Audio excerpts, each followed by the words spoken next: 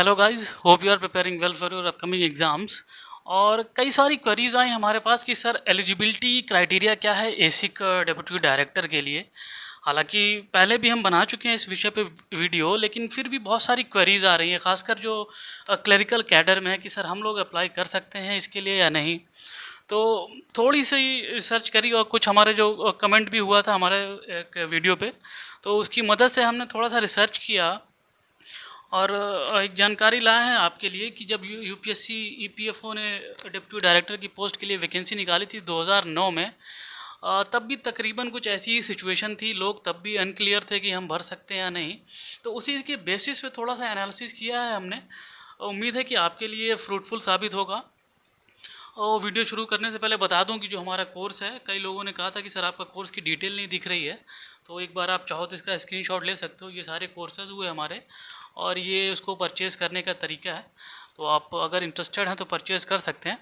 तो हम ज़रा देखते हैं कि जो पिछली बार यूपीएससी ईपीएफओ ने डेप्यूटी डायरेक्टर के लिए वैकेंसी निकाली थी, तो उसके लिए क्या क्या एलिजिबिलिटी थी, एक बार थोड़ी सी हल्की सी नज़र डालते हैं।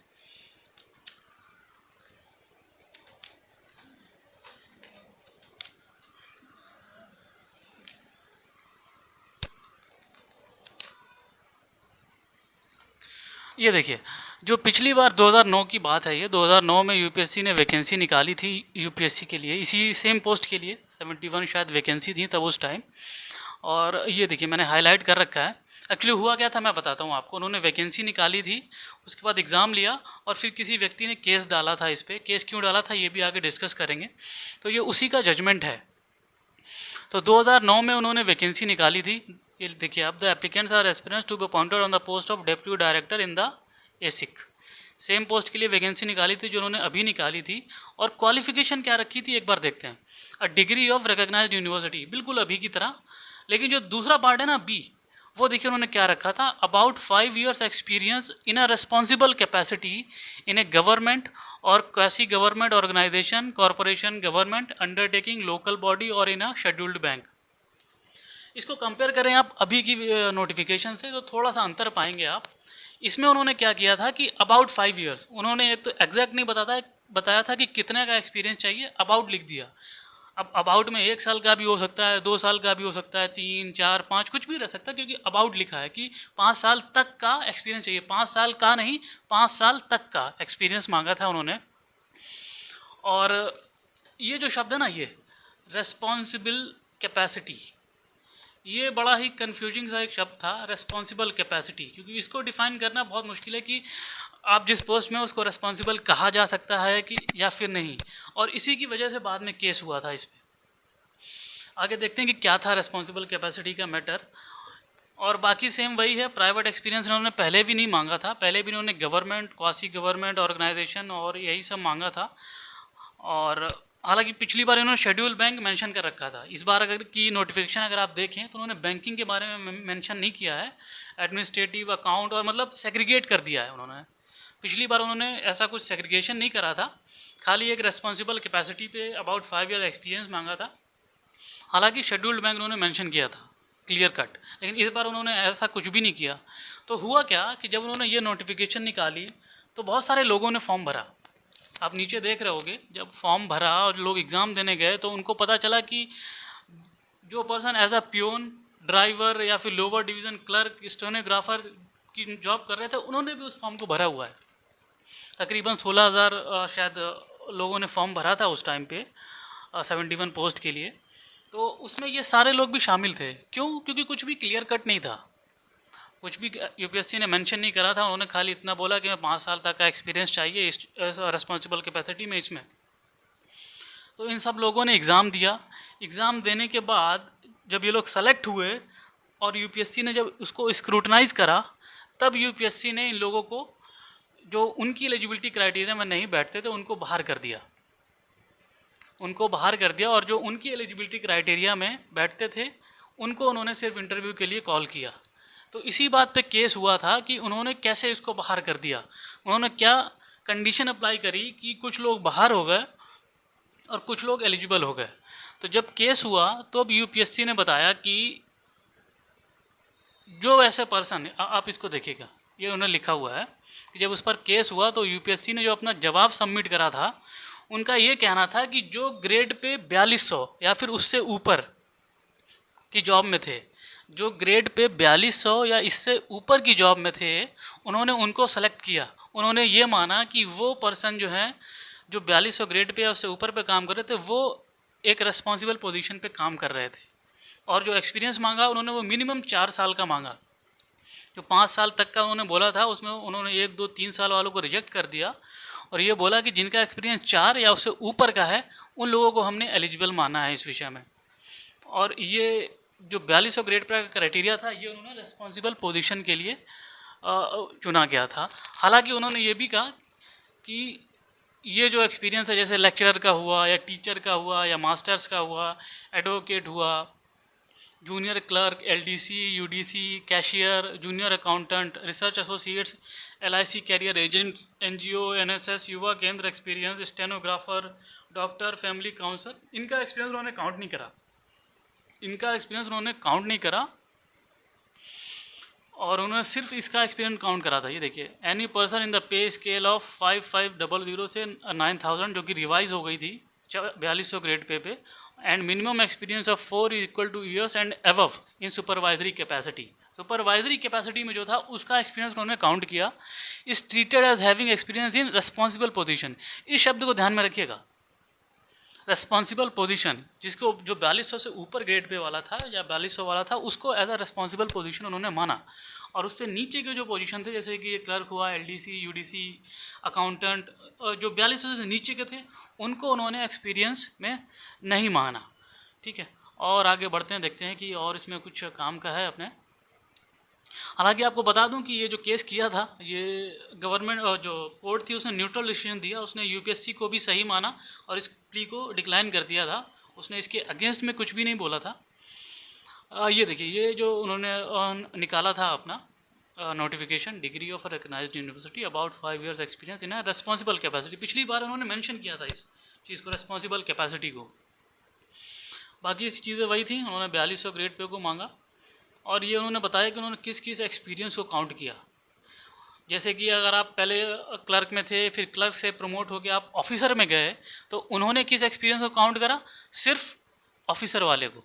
जो आप क्लरिकल कैडर में थे, उस एक्सपीरियंस को उन्होंने काउंट नहीं किया था। ये देखिए, साफ साफ लिखा हुआ, in a responsible capacity to treat only that part of the experience which convincingly was were in a responsible capacity. अगर आप क्लरिकल से प्रमोट होकर ऑफिसर में जा रहे हैं, तो उन्होंने सिर्फ ऑफिसर के एक्सपीरियंस को काउंट किया था और क्लरिकल के एक्सपीरियंस को काउंट नहीं करा था। और ये भी लिखा हुआ, any experience which was not having an element of experience in a supervisory capacity was not considered. जो भी एक्सपीरियंस सुपरवाइजरी कैपेसिटी में नहीं था, मतलब जिसमें आप देखते हैं कि आपके आस पास क्या काम हो रहा है, आप लोगों को गाइड करते हैं, उसमें नहीं था, उसको भी उन्होंने काउंट नहीं किया था। ये तो वही बात है, मिनिमम जो भी सेंट्रल गवर्नमेंट या स्टेट गवर्नमेंट या क्वासी गवर्नमेंट ऑर्गेनाइजेशन या फिर लोकल बॉडीज़ में काम कर रहे थे, 4200 ग्रेड पे को उन्होंने रिक्वेस्टेड एक्सपीरियंस मांगा था।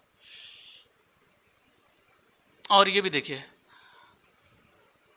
शेड्यूल्ड बैंक का भी इसमें इंक्लूडेड है। जो भी सेंट्रल गवर्नमेंट, स्टेट गवर्नमेंट या फिर अंडरटेकिंग में या शेड्यूल्ड बैंक में जो मेनली जैसे मैनेजर हुआ या फिर एडमिनिस्ट्रेटर हुआ या फिर ऑफिसर, सुपरवाइज़र, कंट्रोलिंग ऑफिसर, इनको उन्होंने जो एसेंशियल क्वालिफिकेशन थी उसमें काउंट किया था। इससे नीचे जैसे क्लर्क वगैरह थे, उनको इन्होंने काउंट नहीं किया था उस टाइम पे। इस पॉइंट को भी आप ध्यान में रखिएगा कि जो सुपरवाइजरी, मतलब मेनली जो सुपरवाइजरी पोस्ट थी उनको, जिसमें आप सिर्फ ऑर्डर देते हैं, हालांकि काम तो वो बहुत रहता है, लेकिन आप ऑर्डर देते हैं, उसी पोस्ट को उन्होंने काउंट किया था। और ये पॉइंट ज़रूर पढ़िएगा, ये अभी के लिए भी वैलिड है। No weightage was given to any claim of experience in case it is not acquired in a government और quasi government organisation, corporation, government undertaking, local body और इन अ शेड्यूल्ड बैंक। सिर्फ जो government से related या फिर state government हुआ, PSUs हुआ और शेड्यूल्ड बैंक था, उन्हीं के एक्सपीरियंस को उन्होंने काउंट किया था। अगर आपके पास कहीं और का एक्सपीरियंस है प्राइवेट सेक्टर का, तो उन्होंने तो बिल्कुल भी उन्होंने काउंट नहीं किया था। और ये भी एक पॉइंट काम का है, एसेंशियल क्वालिफिकेशन से पहले के किसी भी एक्सपीरियंस को उन्होंने वेटेज नहीं दिया। इसको भी आप ध्यान में रखिएगा कि जब जैसे आप मैंने पहले बताया ना, जैसे आप पहले क्लरिकल में थे, उसके बाद ऑफिसर हुए, तो सिर्फ जब से आप ऑफिसर हुए उन्होंने सिर्फ उसी एक्सपीरियंस को काउंट किया था, उससे पहले के एक्सपीरियंस को उन्होंने कोई वेटेज नहीं दिया था। और डिग्री वगैरह अगर आपके पास हायर क्वालिफिकेशन है उसको भी वेटेज नहीं दिया था उन्होंने। और अगर आपके पास पार्ट टाइम या फिर ऑनररी या फिर वॉलंटरी आप कहीं पे काम कर रहे हैं तो फिर उसको भी वेटेज नहीं दिया था उन्होंने। वॉलंटरी मतलब सोशल सर्विस से कहीं जुड़े हुए हैं तो उसको भी बिल्कुल भी वेटेज नहीं दिया था। तो इन सारी चीज़ों को ध्यान रखिएगा। पहली चीज़ क्या थी, उन्होंने किसको मांगा था कि जो 4200 या उससे ऊपर की ग्रेड पे में काम कर रहे हैं वो एलिजिबल हैं इन अ रेस्पेक्टेबल पोजीशन में, और वही भर सकते थे फॉर्म को। प्लस उन्होंने सिर्फ सुपरवाइजरी लेवल पे जब आप रीच कर जाते हैं उसी एक्सपीरियंस को काउंट किया था, यानी कि जो असिस्टेंट हुए या फिर जो उससे नीचे के हुए उनको इन्होंने काउंट नहीं किया था। हालांकि और तो कुछ नहीं है इसमें, हालांकि कोर्ट ने यूपीएससी के फेवर में ही डिसीजन दिया था।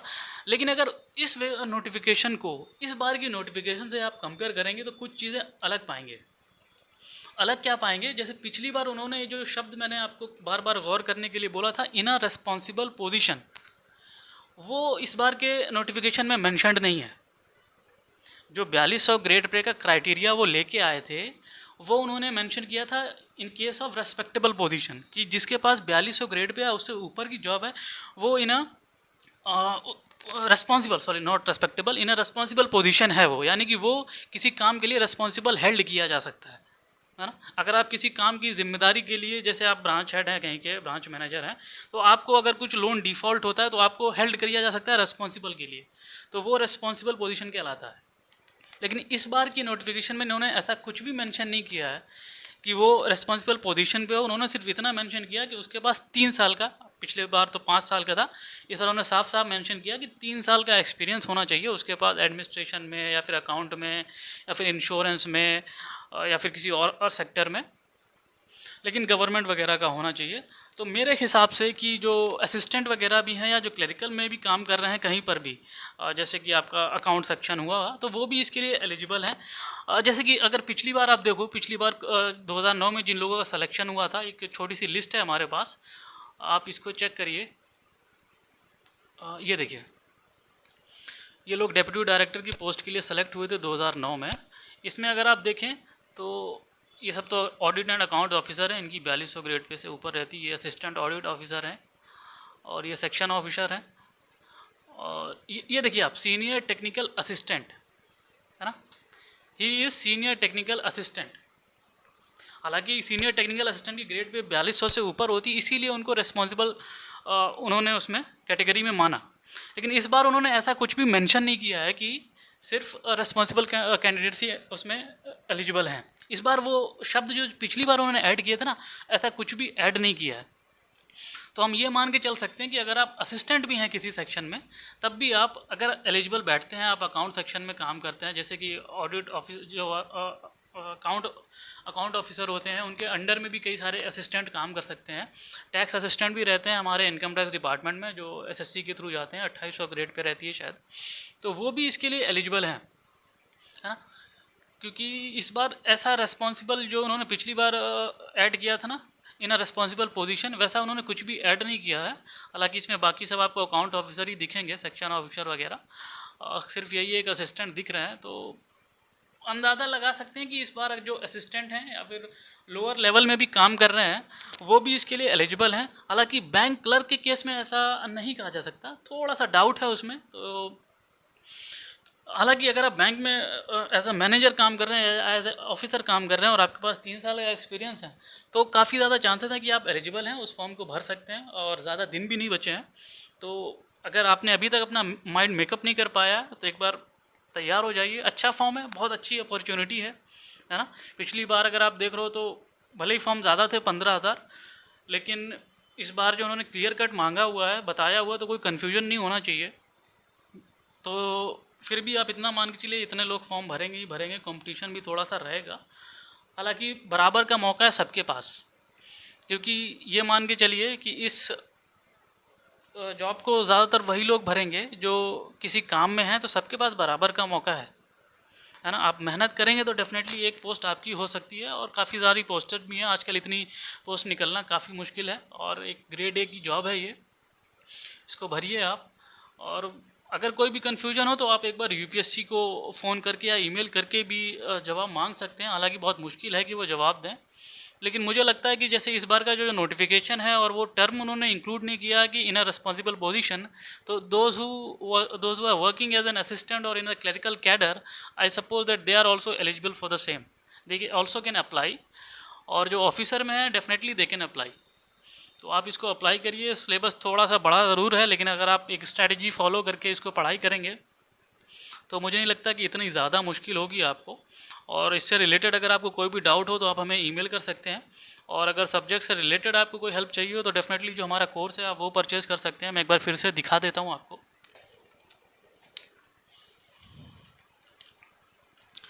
ये हमारा कोर्सेज है, प्राइस भी काफ़ी रीज़नेबल है। आप चाहो तो इसका स्क्रीनशॉट ले सकते हो, नहीं तो आप ऐसे भी अप्लाई कर सकते हो। परचेज़ कैसे करना है आपको, सिंपल तरीका है, आपको अपने यूपीआई के थ्रू पेमेंट करना है और स्क्रीनशॉट को हमें भेज देना है। और upon verification we will send you the subject. और काफ़ी सारे लोगों की क्वेरी भी आई थी कि सर कैसा है, मटेरियल क्या है। तो आप एक बार, अभी हम जल्दी से वीडियो बनाने वाले हैं इस पर कि क्या क्या कंटेंट है उसका, तो एक बार आप चाहो तो उससे भी ट्राई कर सकते हो।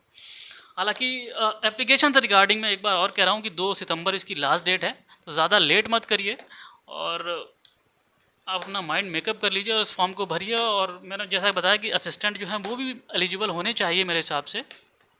फिर भी अगर आप ज़्यादा कन्फ्यूजन में तो आप एक बार यूपीएससी से भी पूछ सकते हैं। और बाकी अगर आपको इससे रिलेटेड किसी भी चीज़ की ज़रूरत हो तो डेफ़िनेटली आप हमें कॉल कर सकते हैं। Thank you.